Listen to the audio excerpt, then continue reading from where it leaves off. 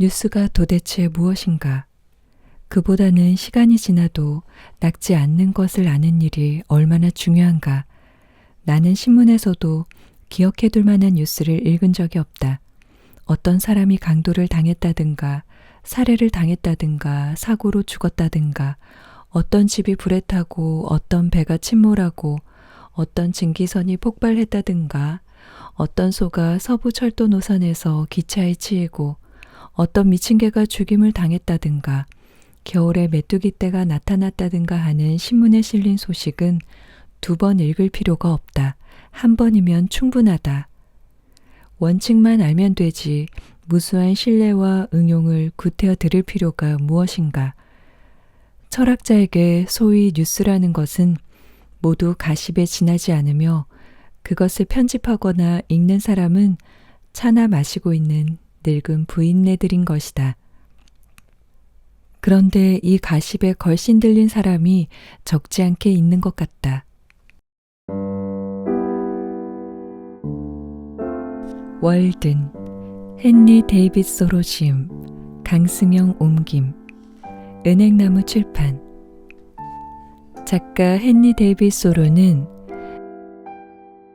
1817년 7월 12일 매사추세츠주의 콘코드에서 태어나 1862년 5월 6일 결핵으로 45살의 나이에 눈을 감은 미국의 저술가다. 하버드 대학을 졸업했으나 부와 명성을 쫓는 안정된 직업을 갖지 않고 측량일이나 목수일 등 노동으로 생계를 유지하면서 글을 썼다. 1845년 그는 월든이라는 호숫가의 숲속에 들어가 통나무집을 짓고 밭을 일구면서 모든 점에서 소박하고 자급자족하는 생활을 2년에 걸쳐 시도한다. 소로의 대표작 월든은 이 숲생활의 산물이다. 그러나 이 책은 단순한 숲생활의 기록이 아니라 자연의 예찬인 동시에 문명사회에 대한 통렬한 풍자이며 그 어떤 것에 의해서도 구속받지 않으려는 한 자주적 인간의 독립선언문이기도 하다. 나는 어디서 살았으며 무엇을 위하여 살았는가? 아침은 언제나 나의 생활을 자연 그 자체처럼 소박하고 순결하게 지키라는 초대장과도 같았다. 나는 옛 그리스 사람들처럼 항상 새벽의 여신을 숭상해왔다. 나는 매일 아침 일찍 일어나 호수에서 멱을 감았다. 이것은 하나의 종교적 행사였으며 내가 행한 최선의 일 중 하나였다. 중국 탕왕의 욕조에는 다음과 같은 말이 새겨져 있었다고 한다. 날마다 그대 자신을 완전히 새롭게 하라. 날이면 날마다 새롭게 하고 영원히 새롭게 하라. 나는 그 말에 전적으로 동감한다. 아침은 영웅의 시대를 다시 불러온다. 이른 새벽에 문과 창문을 활짝 열어놓고 앉아있노라면 모기 한 마리가 들릴 듯 말 듯 잉잉거리며 집안을 날아다니는 소리가 들린다. 그런데 나는 볼 수도 상상할 수도 없이 날고 있는 모기의 울음소리에 명성을 노래한 그 어떤 나팔소리 못지않는 감명을 받는 것이었다. 그것은 호머의 진홍곡이었다. 그 자체가 일리아드와 오디세이 같은 공중의 서사시로서 자신의 분노와 방황을 노래하고 있었다. 거기에는 어떤 우주적인 것이 있었다. 그 모기 소리는 이 세계의 끝없는 힘과 번식력에 대한 지속적인 광고였다. 하루 중 가장 기억할 만한 때인 아침은 잠이 깨는 시간이기도 하다. 이 시각에 우리는 잠이 제일 적다. 우리 몸 안의 어떤 부분, 밤낮을 가리지 않고 잠만 자는 어떤 부분이 적어도 이때 1시간 동안은 깨어 있다. 어느 하인이 기계적으로 흔들어서가 아니라 우리 자신의 천재성에 의해 깨워지고 공장의 종소리 대신 천상의 부드러운 음악을 들으면서 향기가 가득한 가운데 새롭게 얻은 힘과 우리 내부의 열망에 의해 깨워질 때만 전날보다 더 고귀한 삶은 시작될 수 있으며 어둠은 그 열매를 맺고 빛에 못지않게 소중한 것임을 입증하게 된다. 그렇지 못한 날은 그것을 하루라고 부를 수 있을지는 모르나 별로 기대해 볼 것이 없는 날인 것이다.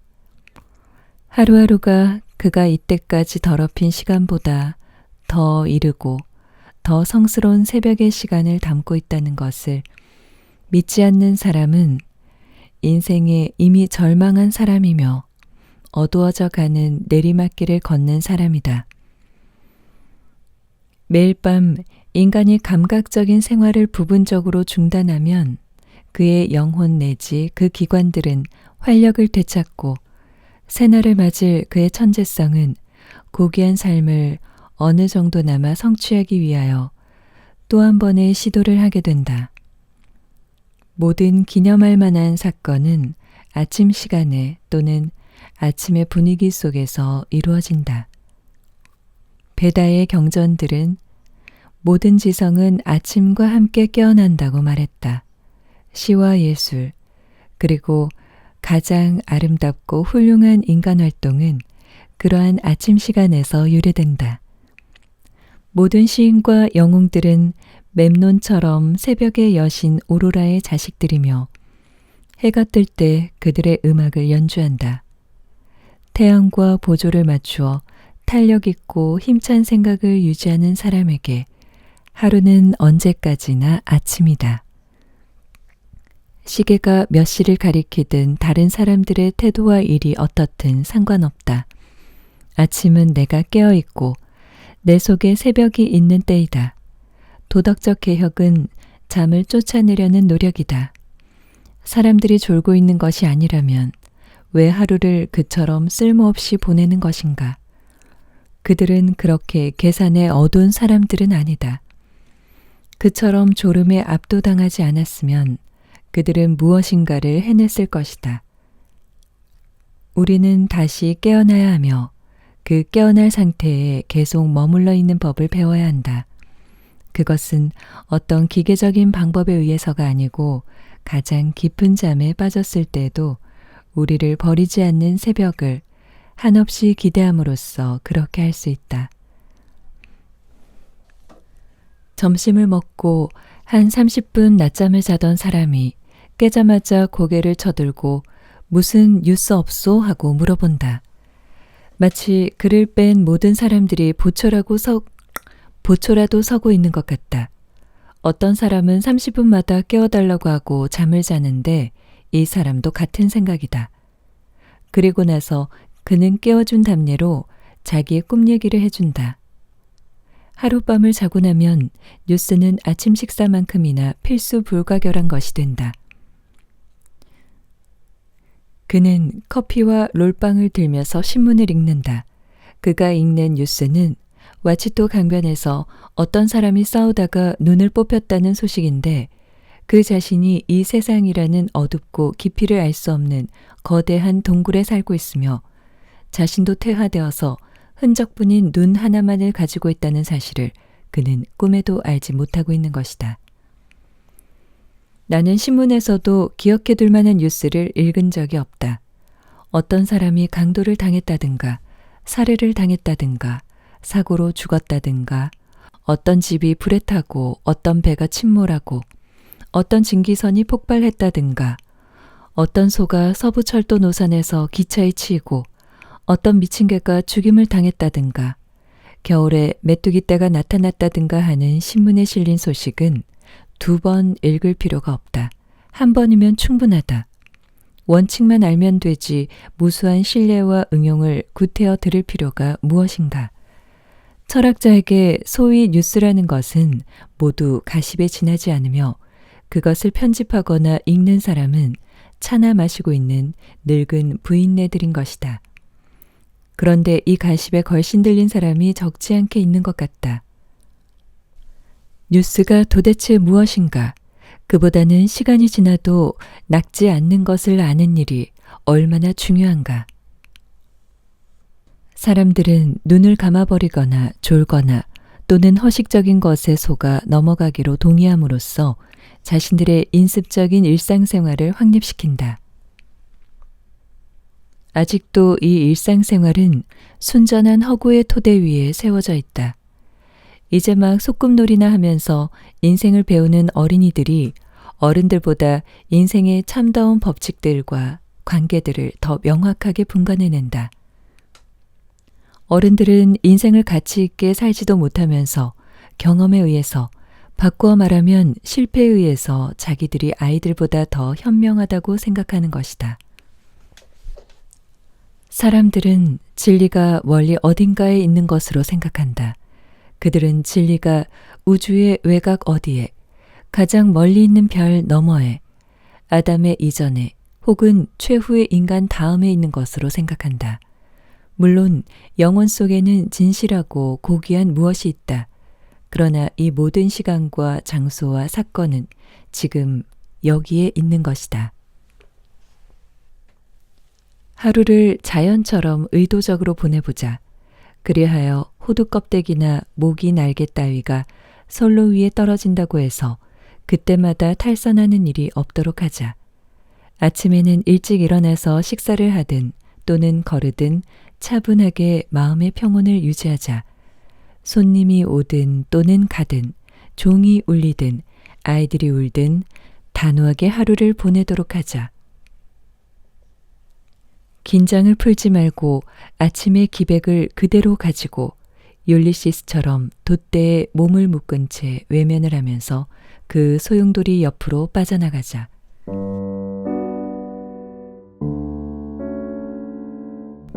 월든의 생각.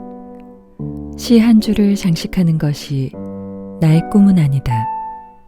내가 월든 호수에 사는 것보다 신과 천국에 더 가까이 갈 수는 없다. 나는 나의 호수에 돌 깔린 기슭이며 그 위를 스쳐가는 산들바람이다. 내 손바닥에는 호수의 물과 모래가 담겨 있으며 호수의 가장 깊은 곳은 내 생각 드높은 곳에 떠 있다. 대자연의 예찬과 문명사회에 대한 통렬한 비판이 담긴 불멸의 고전, 월든. 월든은 1800년도에 쓰여진 작품인데요. 오늘날 19세기에 쓰인 가장 중요한 책들 중 하나로 평가받고 있습니다. 이 책을 옮긴 강승영님의 말입니다. 내가 미국의 북동부에 있는 월든 호수를 찾은 것은 밤새 눈이 수북히 내려 쌓인 어느 추운 겨울 아침이었다. 대학 시절에 읽고 깊은 감명을 받았던 책의 무대가 되는 곳을 30년의 세월이 지나서 처음 답사하게 된 것이다.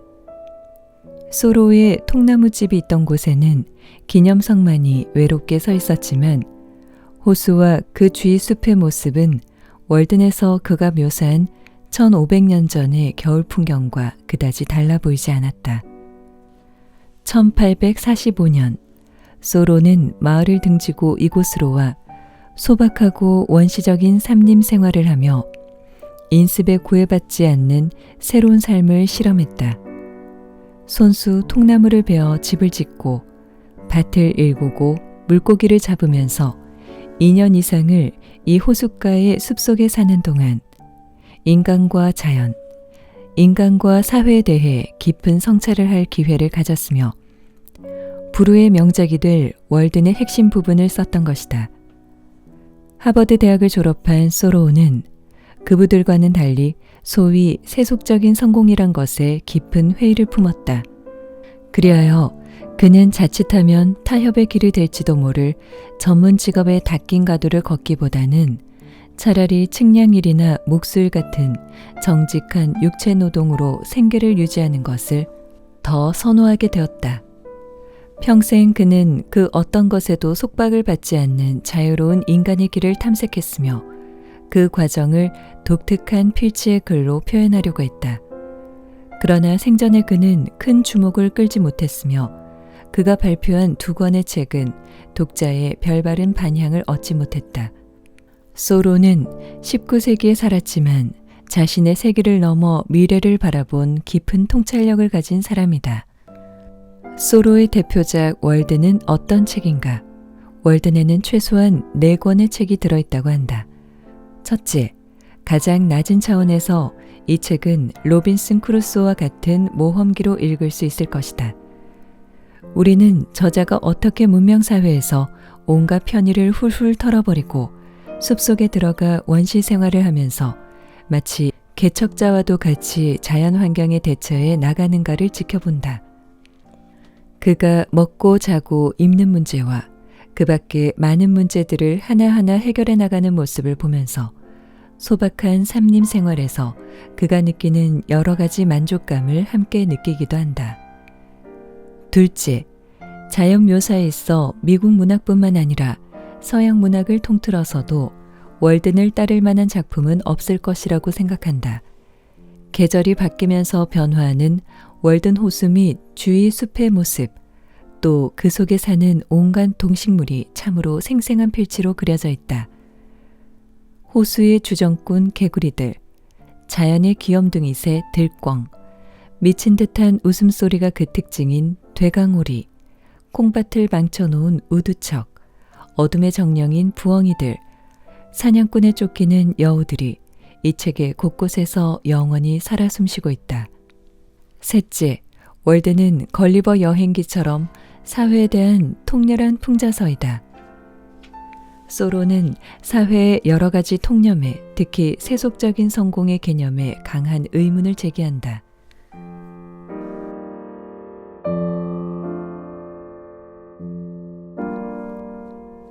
가볍게 책 읽기였습니다. 좋은 하루 보내세요.